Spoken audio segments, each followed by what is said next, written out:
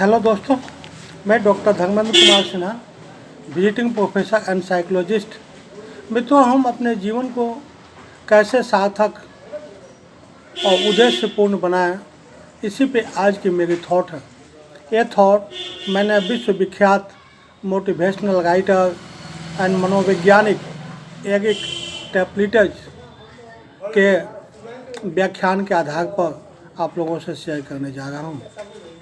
दर्शन शास्त्र के professor Patrick Graeme अपने एक व्याख्यान lives of envy, lives to admire, ईर्षा योग्य जीवन, प्रशंसा योग्य जीवन में इन दो श्रेणियों के बारे में फ़र्क बताते हुए कहते हैं कि कुछ लोगों का जीवन बाहर से ईर्ष्या के योग्य होता है, जैसा हम अपने जीवन के होने की कल्पना करते हैं, जबकि दूसरी श्रेणी वाले प्रशंसा के योग्य जीवन जी सकते हैं, वैसा जीवन जिसकी हम दूर से प्रशंसा करते हैं, लेकिन जरूरी नहीं कि हम उसमें अंतर्निहित कठिनाइयों या वो जीवन के दुश्वारियों के चलते उसे खुद अनुभव करना चाहें या जीना चाहें।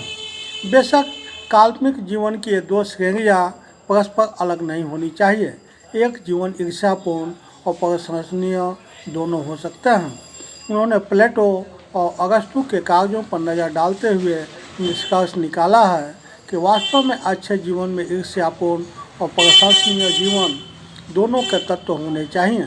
अब सवाल उठता है कि दोनों के बीच एक पूर्ण संतुलन क्या है, ताकि जीवन की अच्छाई को अधिकतम किया जा सके।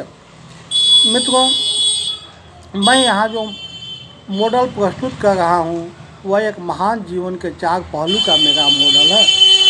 मेरी अपनी परिभाषा अनुमान के अनुसार इन प्रमुख तत्वों में से किसी एक की गैर मौजूदगी से जीवन अधूरा होगा। जो मैं कह रहा हूँ वो कोई अंतिम सत्य नहीं है।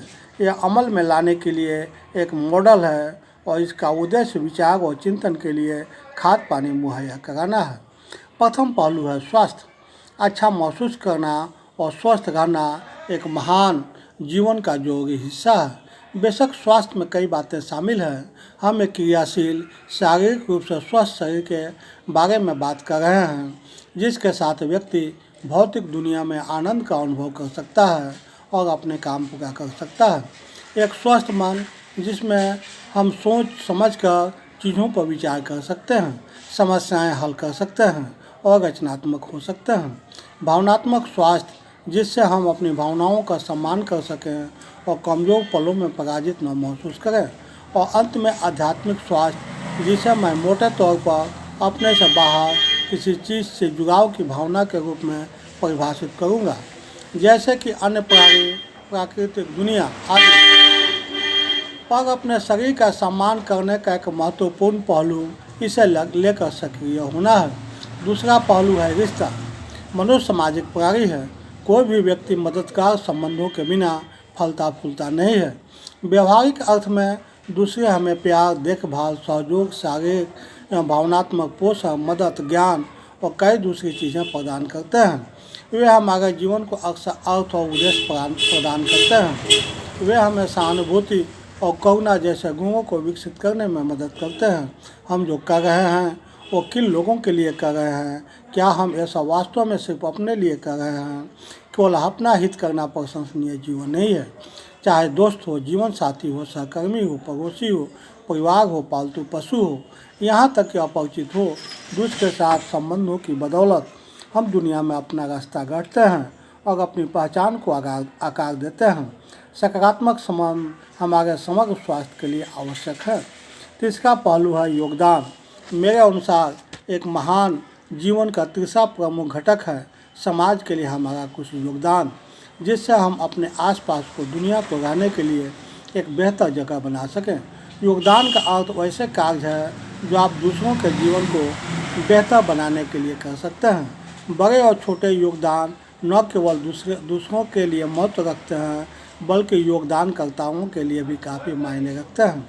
जितना अधिक आप अपने कौशल, प्रतिभा और क्षमताओं को दूसरों की सेवा में लगा रहे हैं, आपको उतना ही बेहतर महसूस होता है। सकारात्मक बदलाव लाना शायद सबसे संतोषप्रद चीज़ है जिसे कोई व्यक्ति अनुभव कर सकता है। चौथा पहलू है आभार और सराहना। मैंने पहले इस श्रेणी को आनंद के रूप में परिभाषित करने का विचार किया था, क्योंकि यदि आपके जीवन का आनंद नहीं लिया तो यह एक महान जीवन कैसे हो सकता है। यह प्रशंसनीय हो सकता है लेकिन वांछनीय नहीं, जिसकी चाह आप करते हैं। एक महान जीवन किसी भी उचित परिभाषा के लिए खुशी, लुत्फ, आनंद आवश्यक प्रतीत होता है, लेकिन गहराई से विचार करने पर मुझे ऐसा भी लगता है कि सराहना करना वास्तव में एक प्रकार का कौशल है, कुछ ऐसा जिसे विस्तृत, परिष्कृत और विकसित किया जा सकता है। चीज़ों का आनंद लेने, उनकी सराहना करने की क्षमता महत्वपूर्ण है। अपने बारे में कहूँ तो चीज़ों से आनंद प्राप्त करने की मेरी क्षमता मेरी जमा पूंजी में से एक है। हालांकि सराहना में आनंद शामिल है, लेकिन इसका अर्थ गहरा है। इसमें आश्चर्य, विस्मय, जिज्ञासा और सम्मान तथा संभवतः कुछ हद तक समय जैसी चीज़ें भी शामिल है। और सबसे महत्वपूर्ण बात, प्रशंसा शब्द का अर्थ कृतज्ञता भी है। अगर हम अपने जीवन के सभी सौभाग्यों को हल्के में लेते हैं तो हम एक अच्छे जीवन की कुछ बुनियादी बातों को खो गए हैं।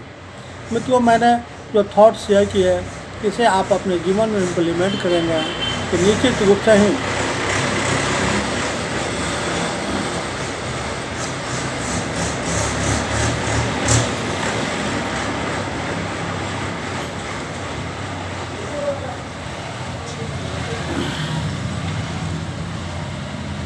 मित्रों, मैंने जो थॉट आज आप लोगों से शेयर किए, यह आज के माहौल के लिए एक रेमेडी के तहत है।